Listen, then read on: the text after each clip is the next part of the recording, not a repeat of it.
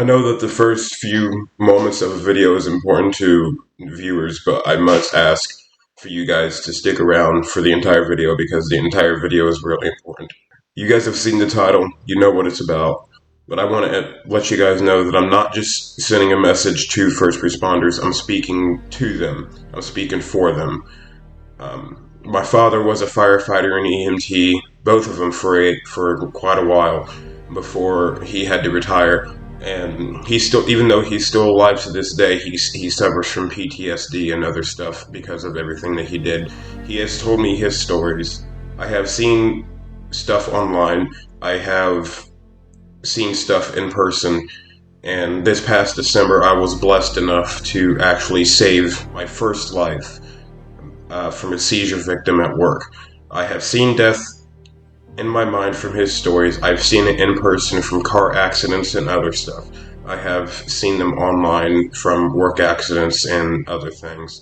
So it's not like I don't know what the first responders that may or may not be watching this are going through, but I've imagined a fraction of some of the stuff that you guys have seen. And I'm going to try to keep this as short as possible, but I want to make sure that everyone on here knows that I fully understand that not all first responders are good. So I'm lumping all the good ones, all the great ones, all the legends.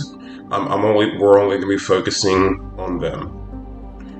So for those who don't know much about first responders, I want you guys to know that they have a high level of self-sacrifice. They respond to their calls not knowing if they're going to come back or not, depending on what it is. They're not responding to them because it's their duty or it's their job. They're responding because someone's life might be in danger, that they may be in pain. It doesn't matter what they are. Someone needs their help and they have the skill set to help this person. And they feel like that it is their responsibility, and they have the heart and they have the mind that they have to help this person. That's the only thing that they focus on. And if it's something that may threaten their life, what they think about is their family at home, what it would be like to go back home to them, what they think about the victim's family or anyone else's family who may be involved. They want to treat this person like they're their family, because their life is just as important as anyone else's. They don't know if they're going to come home that night, if it's a life-threatening situation, but yet they respond anyway. So, and that's what's really hard about being a first responder, is watching death, seeing it, experiencing it, but also going home at the end of the day and it weighing on your mind, and going into the next day and doing it again and doing it on repeat. This is what triggers PTSD, depression, other things in first responders.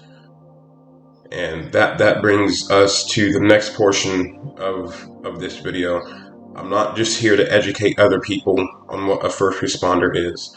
I'm here to let the first responders that may or may not be watching this video know that it's okay to be sad and upset, depressed. It's okay to have hard memories of the past, and it's okay to suffer from them. I understand from my father and from me what it's like to have something weigh on your mind from losing someone, or seeing something that no human ever should, or seeing something that I'm not going to get into some of the stuff that I've seen, even though that I about did.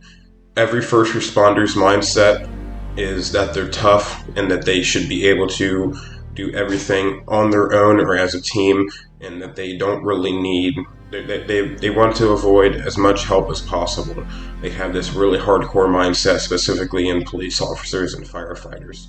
EMTs still have that mindset. I don't think that it's as strong, but you guys are willing to correct me if I am wrong on that. But it's okay to have that mindset, but you guys also need to understand that there is absolutely nothing wrong with reaching out and asking for some help from a psychiatrist, a therapist, even if it's a friend, a family member. We are here for you. You're not giving up your fight. It's not a sign of weakness. You're taking your fight on with a new strategy. You're adding something to your fight, and it's not like you're just straight out giving up and just casting your feelings aside, or you're not trying to cast your past aside. You're trying to move on with your past, still with you, but you're trying to find ways to not have it just completely break you down as well. I don't know what just happened with my brightness, but I guess the heavens are shining upon me for this next moment. I want you. Oh, there we go. I want you guys to imagine something real quick. Even though that you guys aren't able to save every single person, that's not your guys' mission. You guys are supposed to do your best and hope for the best outcome, which is a person living. And as much as you guys have not been able to do that, you guys need to remember that those lives that you have saved, it may add 10, 20, 30, 40, maybe even 60 years on this person's life, or maybe more. That's 60 extra years that this person gets to live and say thank you to you. That's literally hundreds of thank yous every day, and that's just from one person. You might have saved 10 people, 20, maybe even an entire group of people, or an entire school. I don't know what you guys have experienced, but I'm sure that the thank yous of the future and the thank yous of the past far outweigh from the tears that have been shed from the people that have been lost. Because some of the people that have lost the people know that you guys have done your best, and that you guys did everything that you could to save them. And this next moment is a tribute to you guys. So I would like to let you guys know to beware moving on into this next part, because it might trigger some memories that may be unpleasant. And for the viewers who are here to learn about first responders, I want you guys to watch and learn, because this is only a very, very small. This is what we are able to show online. This is strictly what we are able to show online. I personally have delved deep into the dark web, and I have found videos that I cannot show on here, and I've had them saved on my phone for a very long time, and I do sometimes still go back to them. But moving on. Attention Engine 2, Engine 9, Engine 3, Engine 6, Truck 2, Truck 3, Battalion 1, Battalion 2, Operator 1, District 602F rank for a roof on fire at the vacant house at American and Minor. Repeating for Engine 2, Engine 9, Engine 3, Engine 6, Truck 2, Truck 3, Battalion 1, Battalion 2, Operator 1, District 602F rank for a roof on fire at a vacant home at American and Minor. All right, it's going on the main, Tac Channel Stack 2, timeout, ignite to your 8. Engine 2 out. We do have a call flow to the south, Stanislaus, Blue area. 10-4, Engine 2 en route. Engine 6 en route. Engine 6 en route. Battalion 1 en route. Battalion 1 en route. Operators en route. Operator en route.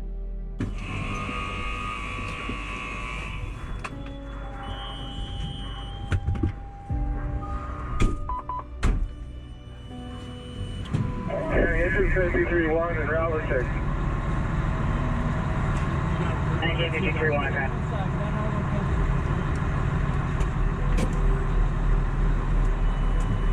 Sector 53, okay.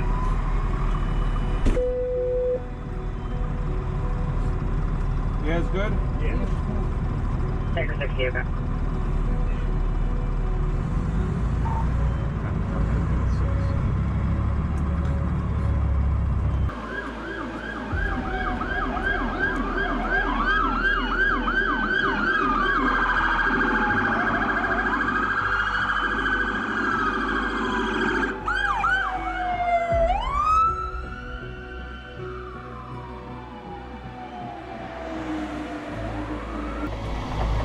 Copy 804, 15 taking all Kaiser Avenue for structure fire.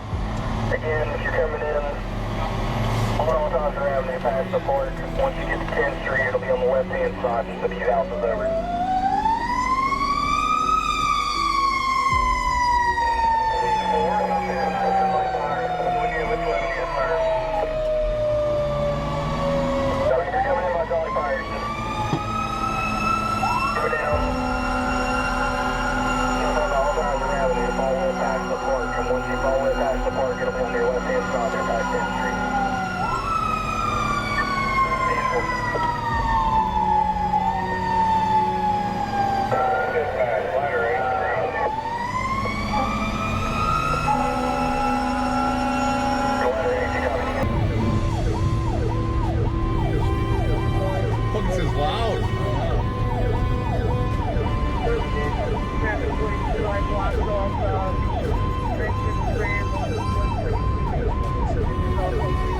Working hard.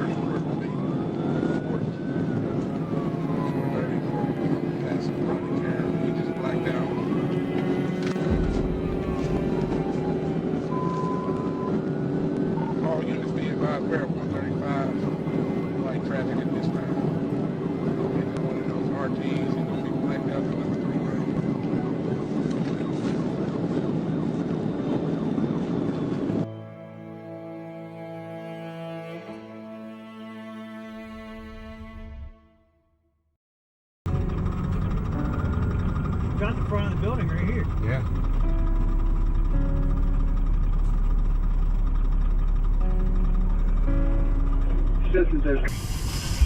I got it, Cap. Come on. I got it. Hey, we got water on the fire. We have fire in the attic.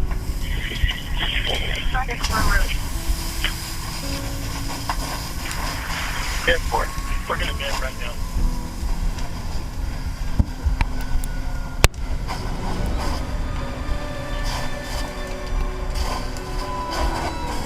SR2.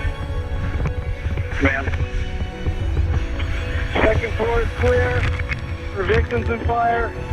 Heavy fire in the entire attic. I'm going to be assuming Division 2. I've got engine 9 working for me and engine 3. Copy, truck 2 passed in, assuming Division 2, engine 9, engine 3 working for. I just wanted to confirm you cleared primary on the second floor all the way back to the seaside.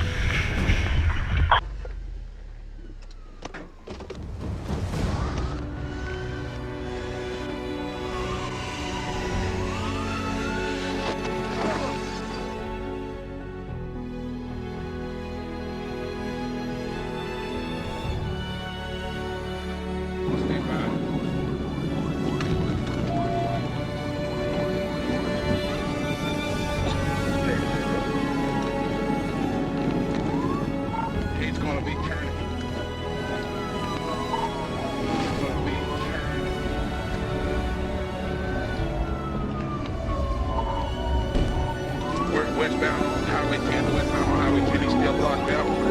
Speeds are 99, 100 mile an hour. He's still blacked out. You will notify him. All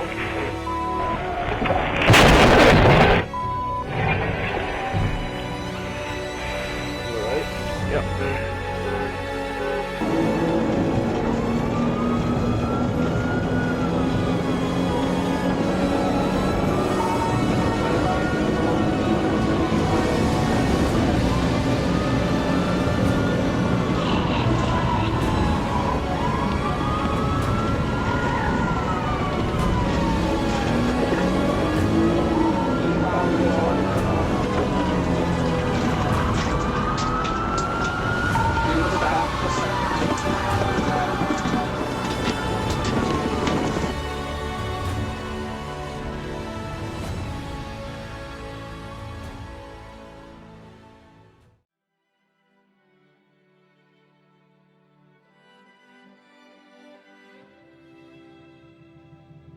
I would like to take a moment to remember the first responders who have died in the past.